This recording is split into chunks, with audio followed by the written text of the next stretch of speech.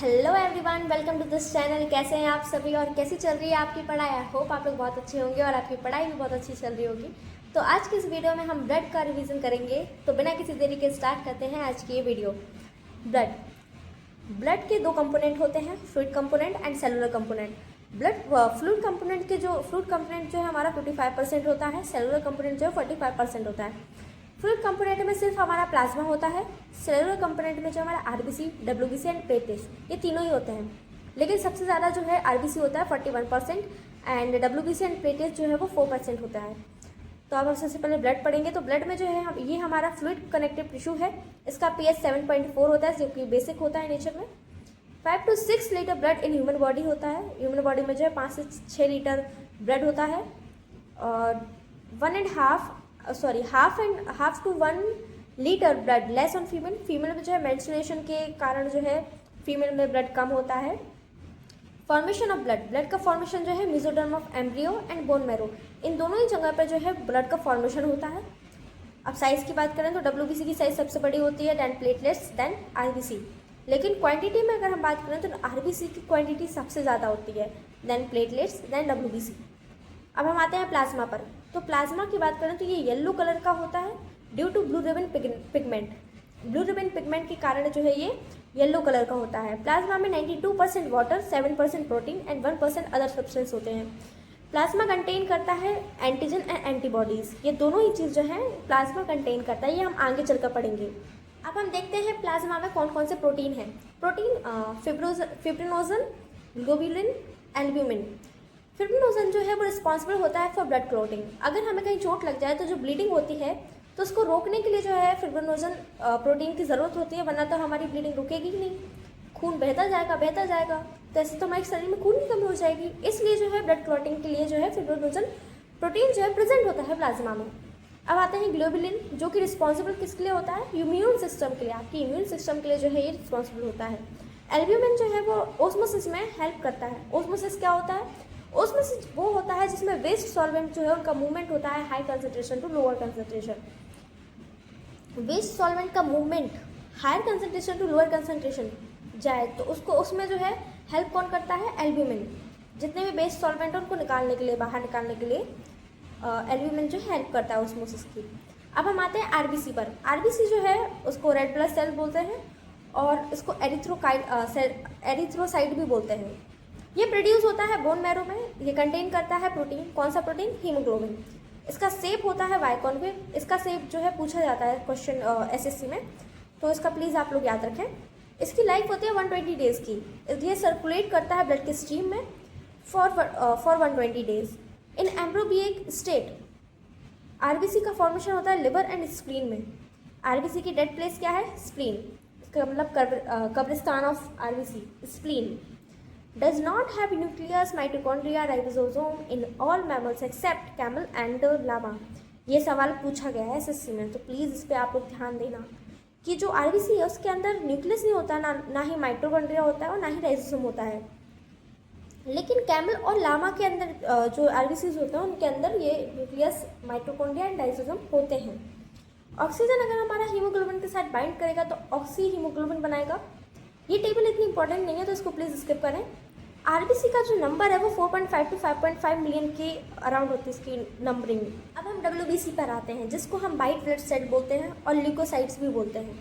यहाँ पर डब्ल्यूबीसी में जो है हीमोग्लोबिन प्रेजेंट नहीं होता है।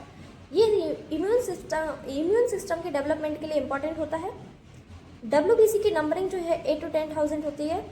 1000 स्पेस की जो है नंबरिंग होती है। इसका फॉर्मेशन होता है bone marrow, spleen, lymph node.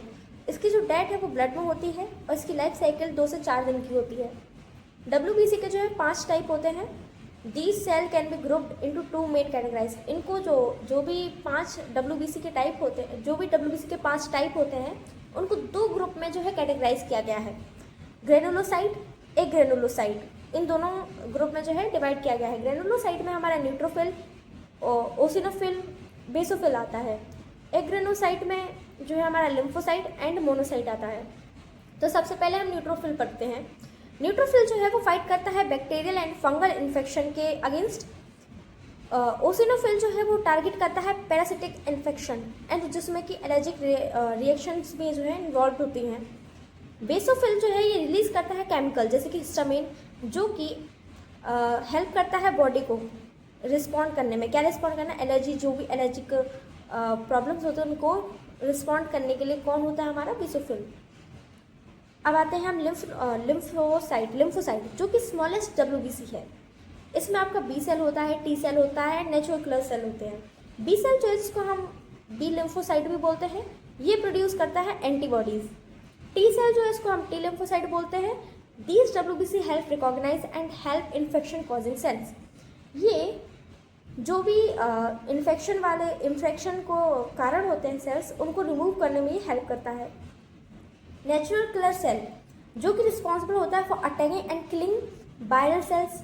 Monocyte जो है वो लार्जेस्ट WBC है और ये क्लीन अप करती है डेड सेल्स को इन द बॉडी। आपकी बॉडी से जितने भी डेड सेल्स हैं उनको क्लीन अप करने का काम कौन करता है?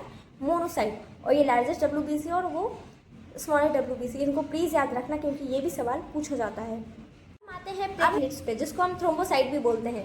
प्लेटलेट्स की नंबरिंग होती है 1.5 to 4.5 लैक्स में। ये प्रोड्यूस होती है बोन मैरो में, इसकी डेथ होती है स्प्लीन में। इसकी लाइफ साइकिल जो है 8 से 10 डेज की होती है। प्लेटलेट्स का जो है वो मैमल्स में ही पाए जाते हैं ओनली, इसको प्लीज़ याद रखना। प्लेटलेट्स जो है ओनली मैमल्स में ही पाए जाते हैं और इसका फंक्शन होता है ब्लड क्लॉटिंग। अब हम आते हैं ब्लड ग्रुप पर। ब्लड ग्रुप के जो फादर हैं वो कौन थे? Karl Landsteiner. और ब्लड ग्रुप हमारा ए ब्लड ग्रुप होता है, बी होता है, ओ होता है, ए भी होता है। ब्लड ग्रुप को जो है हमने 2 सिस्टम में डिवाइड कर रखा है, ABO blood group system and RH blood group system. AB blood group जो है वो डिस्कवर किया गया था Alfred von Decastello and Adriano Sturli. और जो RH ब्लड ग्रुप सिस्टम है, ये RH factor is discovered by Karl Landsteiner and AS Wiener. RH blood group system में जो भी आप जैसे कि ब्लड ग्रुप होता है, जैसे A ब्लड ग्रुप हुआ तो उसके साथ जो पॉजिटिव नेगेटिव आता है, A positive, B positive, O negative, तो जो पॉजिटिव नेगेटिव वाला सिस्टम है वो यहाँ से आया है RH ब्लड ग्रुप सिस्टम से। ब्लड ग्रुप जो है वो कैटेगराइज किया गया है बाय द प्रेजेंस और एब्सेंस ऑफ एंटीजन और RBC, with the 2 most important system being the ABO system and RH system. ये टेबल पढ़ने से पहले मैं आपको एक बात क्लियर कर देती हूँ कि जो एंटीजन है वो RBC के सरफेस पर पाया जाता है और जो कि एंटीबॉडीज है ये प्लाज्मा में पाया जाता है। और मैंने अभी फर्स्ट पेज पर आपको बताया भी था कि प्लाज्मा और एंटीबॉडीज एंड एंटीजन ये दोनों ही जो है प्लाज्मा में पाए जाते हैं। ठीक है, तो जो एंटीजन अगर हमारा A होगा तो उसके अपोजिट एंटीबॉडीज होगी। एंटीबॉडी कौन सी होगी? B। अगर हमारा B एंटीजन प्रेजेंट होगा तो उसके साथ कौन सी एंटीबॉडी आएगी? A, अपोजिट होगी। अगर AB हमारा एंटीजन है तो कोई भी एंटीबॉडी जो है प्रेजेंट नहीं होगी। और अगर O है एंटीजन तो दोनों ही एंटीबॉडी प्रेजेंट होगी, AB और B भी। ये ब्लड टाइप है A positive, O positive, B positive, AB positive, A negative, B negative, O negative, AB negative. तो ये भी बहुत इम्पोर्टेंट है, ये मैं आपको अभी बता देती हूँ क्योंकि ये बहुत ईजी है लर्न करना। यूनिवर्सल डोनर क्या होता है? O negative. यूनिवर्सल एक्सेप्टर क्या होता है? AB positive. ये जो टेबल है वो लर्न करने की ट्रिक नेक्स्ट पेज में बताती हूँ। ठीक है, जो RH सिस्टम है तो RH सिस्टम को अब हम पढ़ते हैं। तो RH फैक्टर किसे बोलते हैं? प्रोटीन है ये, और ये कहाँ पाया जाता है? RBC के सरफेस पर पाया जाता है। और ये जो पॉजिटिव नेगेटिव वाला सिस्टम है ना, तो जब जो ये जो प्रोटीन है RH फैक्टर, इसको हम प्रोटीन बोलते हैं, ये एक प्रोटीन है क्योंकि अगर ये ब्लड सेल पे प्रेजेंट हुआ तो जो है हमारा RH पॉजिटिव होगा, और अगर प्रेजेंट नहीं हुआ तो उसको हम बोलेंगे RH नेगेटिव। तो RH फैक्टर को हम डी एंटीजन भी बोलते हैं। अब देखिए यहाँ पर जो है नेगेटिव ब्लड टाइप रिसीव, जो नेगेटिव ब्लड टाइप होते हैं वो क्या रिसीव करते हैं? Only negative. जैसे A नेगेटिव है वो रिसीव किससे करेगा? ओनली नेगेटिव वालों से, जिसके A नेगेटिव से और O नेगेटिव से। और जो भी पॉजिटिव ब्लड टाइप है वो रिसीव कर सकते हैं दोनों से, नेगेटिव से भी और पॉजिटिव से भी। तो जो A पॉजिटिव है वो रिसीव करेगा A+, A-, O positive, O negative.